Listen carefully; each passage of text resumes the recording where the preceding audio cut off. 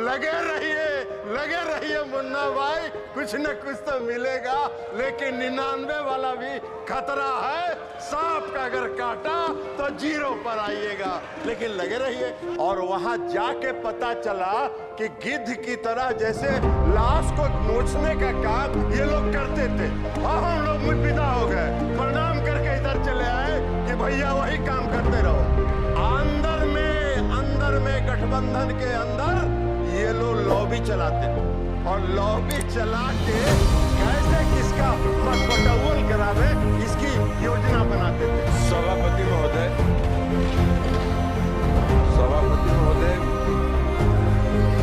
सदन में आदरणीय प्रधानमंत्री नरेंद्र मोदी जी के तीसरे कार्यकाल का जो पहला बजट है उस पर चर्चा हुई।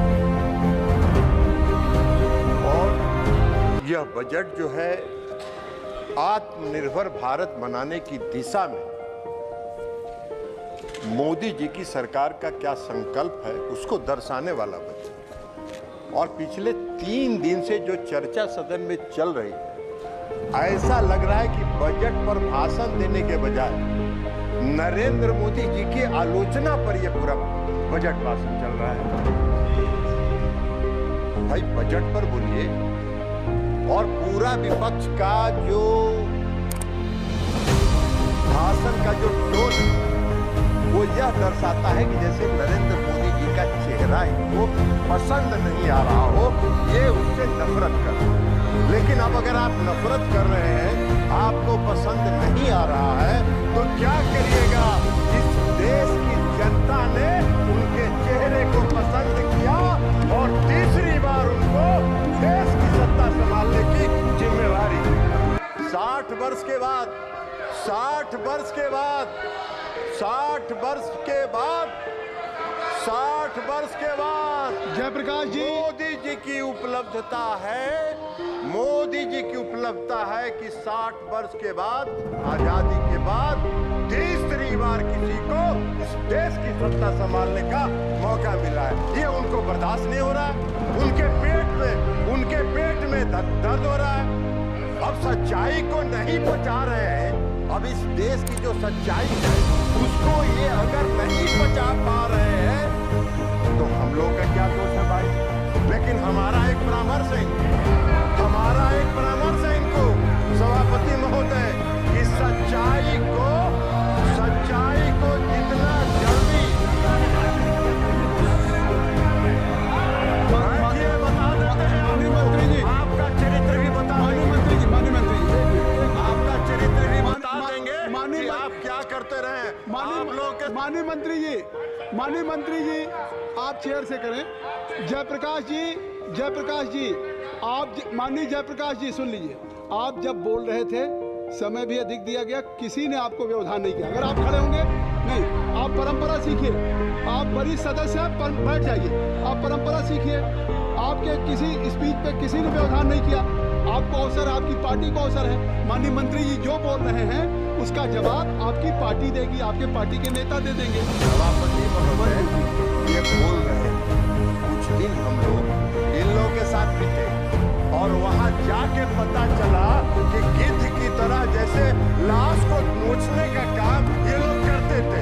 और हम लोग मुद्दा हो गए, प्रणाम करके इधर चले आए कि भैया वही काम करते रहो। अंदर में गठबंधन के अंदर ये लोग लॉबी चलाते और लॉबी चला के कैसे किसका मतपटौल करावे इसकी योजना बनाते थे। हम लोगों ने प्रणाम किया, इधर चले आए, तो इसलिए छोड़ दीजिए, जरा हम आपको बता देते हैं। सभापति महोदय, इनको हम बता रहे हैं कि जितना जल्दी इस सच्चाई को पचा लीजिएगा उतना ही आपके मन को शांति मिलेगी, नहीं तो पूरा मन विचलित रहेगा आपका और 5 साल इसी तरह विचलित रहिएगा। 99 का आंकड़ा बड़ा खराब होता है सभापति। लूडो पता नहीं गौरव गोगोई जी और बाकी लोगों ने खेला है कि नहीं खेला है। लूडो खेल के 99 पर पहुंचते हैं और जब सांप काटता है तो 0 पर पहुंच जाते हैं। यही हाल है। तो इसलिए जरा इनको मन की शांति को जितना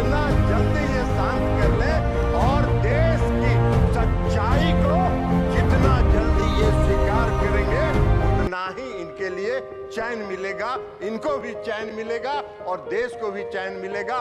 और इस देश में जो नरेंद्र मोदी जी ने आत्मनिर्भर बनाने का जो काम प्रारंभ किया है वो आगे बढ़ता रहेगा, उसमें व्यवधान ये नहीं डालने का प्रयास करेगा।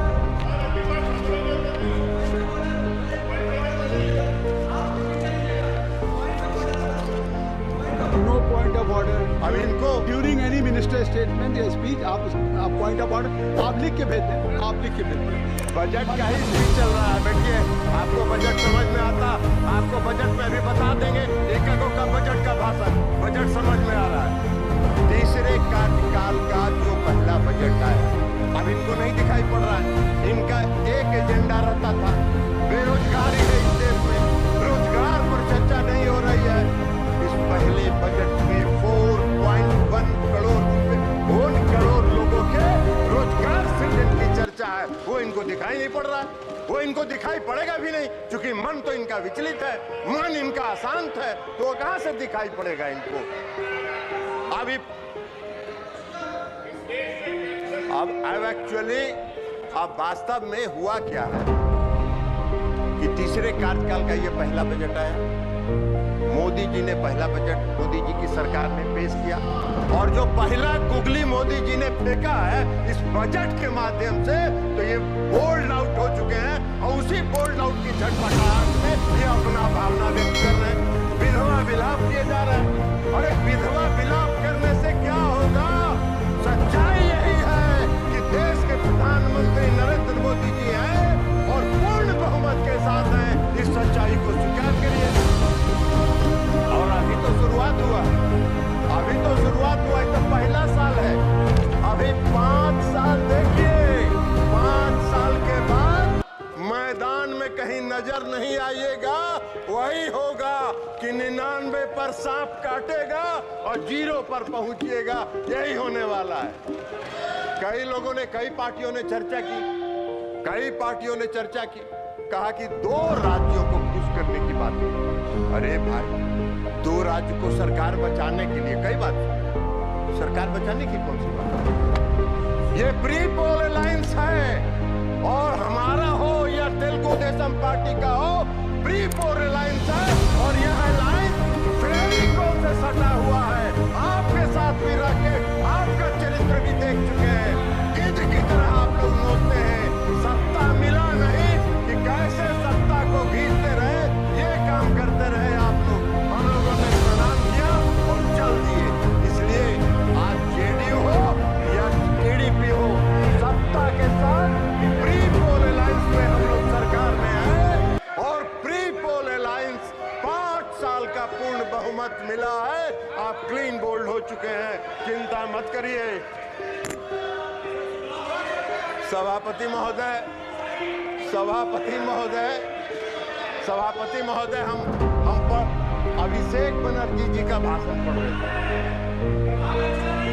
अच्छा विभाग, आपको ये सब यही काम तो करते रहे आज तक आप लोग। आप लोग यही काम करते रहे। आप चेयर पर गिद्ध की तरह कैसे नोचना है, आप ये सब नहीं होता है यहाँ। आराम करिए आप।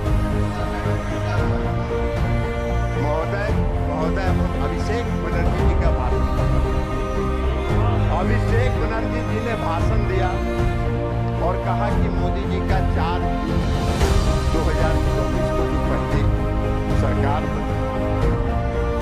Rejected the people of India, rejected by people of India. अरे भाई, आपके ज्ञान का हमको प्रशंसा करना होगा कि पूर्ण बहुमत की सरकार आप कह रहे हैं कि rejected by the peoples of India. वाह, पूर्ण बहुमत नहीं दिखता है इनको।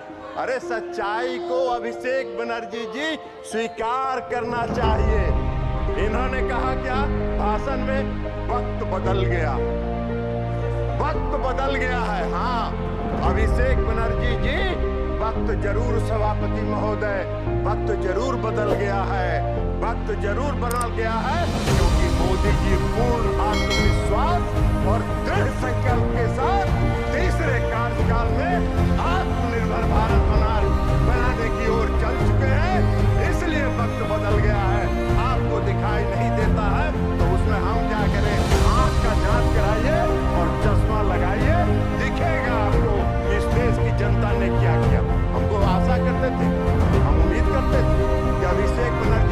भाषण दे रहे थे तो वो कहते कि पश्चिम बंगाल में महिलाओं के चिरहरण का जो वीडियो वायरल हो रहा है उस पर क्षमा मांगते, इस देश से, उस पर इस देश से क्षमा मांगते, वे नहीं मांगे, नहीं मांगेंगे, नहीं मांगेंगे, क्योंकि पश्चिम बंगाल में वे जैसे चिरहरण हो रहा है, महिलाओं पर अत्याचार हो रहा है और जो आम लोगों पर अत्याचार हो रहा है वो उनको नहीं दिखता है। अभी इसी सदन में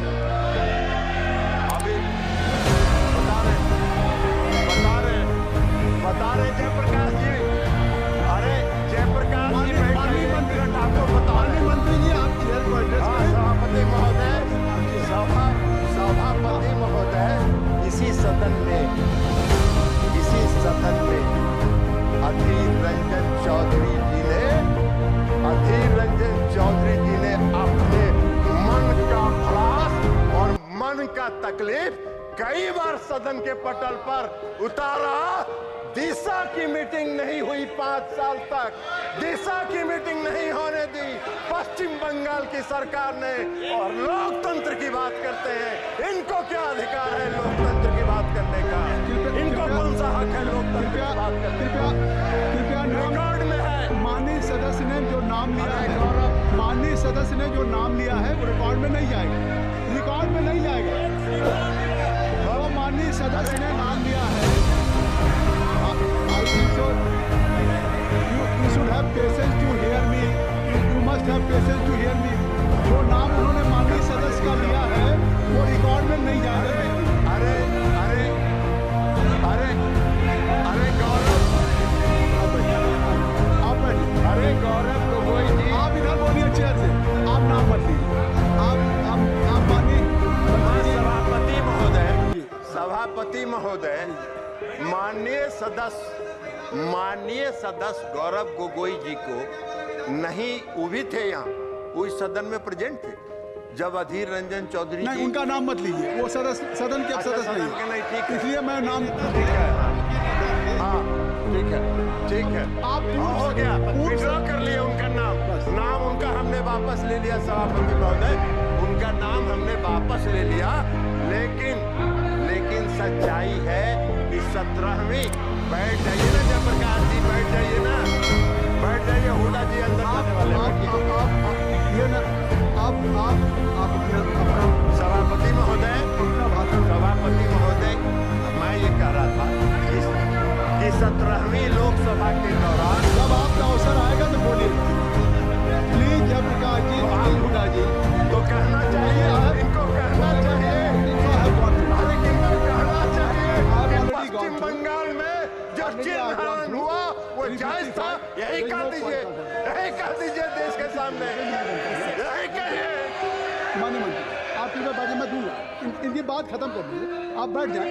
जयप्रकाश जी आप बैठ जाएं, बैठ जाइए ना, ये क्या बात है? आप जयप्रकाश जी अभी आए हैं, बैठ जाइए माननीय सदस्य, ऐसे सदन ऐसे नहीं चलते। माननीय मंत्री जी आपसे आग्रह है कि आप अपना भाषण कृपया संक्षिप्त करें और आप माननीय सदस्य का नाम महोदय मैं नाम नहीं ले रहा हूँ, मैंने नाम वापस ले लिया, नाम हमने विड्रॉ कर लिया। अब हम ये कह रहे हैं कि 17वीं लोकसभा में उस समय माननीय विरोधी दल के नेता और सबसे बड़े पार्टी के जो नेता थे, उन्होंने सदन के अंदर कई बार अपनी पीड़ा का इजहार किया कि उनके क्षेत्र में दिशा की बैठक होने नहीं दी जा रही है, और गौरव गोगोई जी बैठे हुए थे, गौरव गोगोई जी उसके गवाह हैं। जयप्रकाश जी तो उसमें थे नहीं, ये कहां से जानेंगे? तो इसलिए गौरव गोगोई जी के सामने पीड़ा हुई।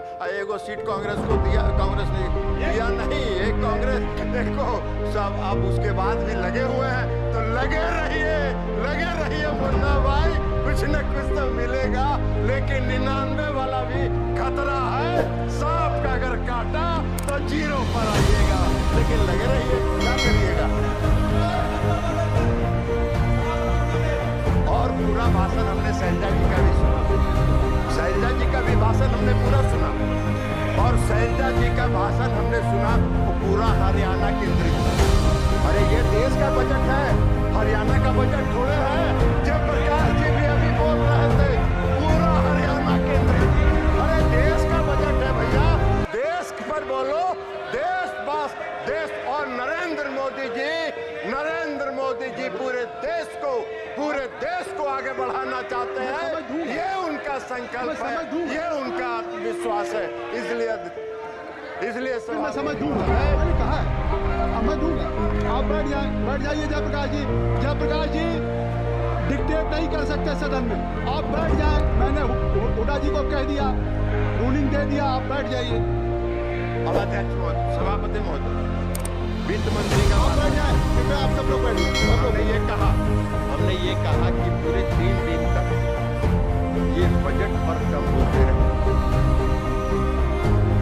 देश के प्रधानमंत्री आदरणीय नरेंद्र मोदी जी का चेहरा इनको पसंद नहीं था, तो इसलिए उनकी आलोचना में ये पूरा 3 दिन इन्होंने बिताया। अब बजट में जो प्रावधान उसको इनको दिखाई ही नहीं, वो देखना भी नहीं चाहते, इसलिए कि ये तो पीड़ा में है, अंदर से कष्ट में है, विचलित है। तो मन जब विचलित रहता है तो सच अच्छी बात दिखाई नहीं पड़ती है। इसलिए कह रहे हैं इनको बजट के भाषण में, वित्त मंत्री जी के बजट के भाषण में साफ लिखा है कि 9 प्राथमिकताओं के संबंध में प्रयासों की परिकल्पना की गई है और वो 9 प्रयास देश को आत्मनिर्भर भारत बनाने की दिशा में ले जाएगा। ये इस बजट में है, ये उनको दिखाना है। पहला क्या है? कृषि में उत्पादकता और अनुकूलता, रोजगार और कौशल प्रशिक्षण, समावेशी मानव संसाधन विकास और सामाजिक न्याय, विनिर्माण और सेवाएं, ऊर्जा सुरक्षा, अवसंरचना, नवाचार, अनुसंधान और विकास और अगली पीढ़ी के सुधार।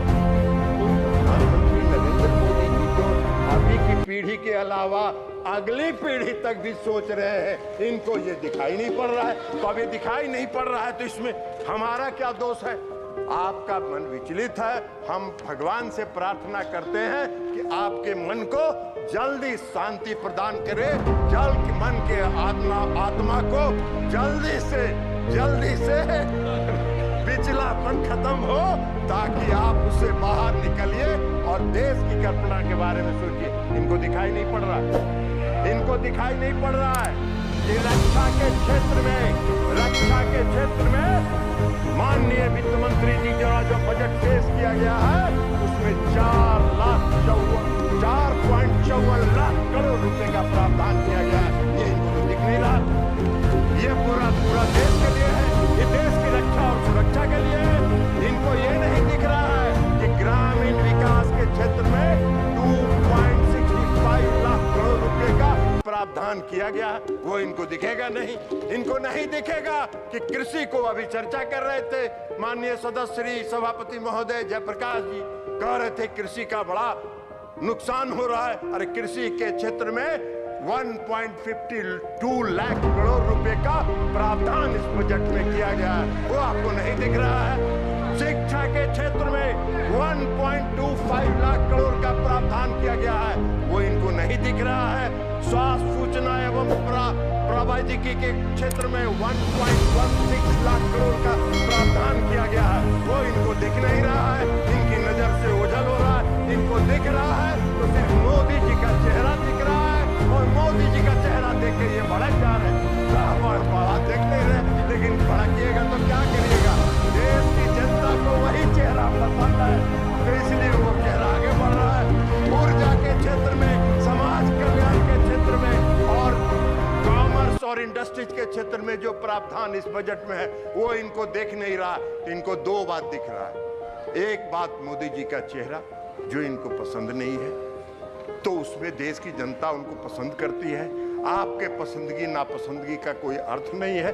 आप जितना जल्दी उसको स्वीकार कर लीजिए और मोदी जी का चेहरा पसंद करने लगिएगा, उतनी ही जल्दी आपके मन को शांति मिलेगी। ये हम आपको कह रहे हैं। और दूसरा इनको दिख रहा है बिहार और आंध्र प्रदेश। अरे भैया, ये जो पूरा बता दिए, इसमें बिहार और आंध्र प्रदेश आता है क्या? पूरा बिहार और आंध्र प्रदेश आता है क्या? पूरे देश के विकास के लिए मोदी जी संकल्पित है। मोदी जी की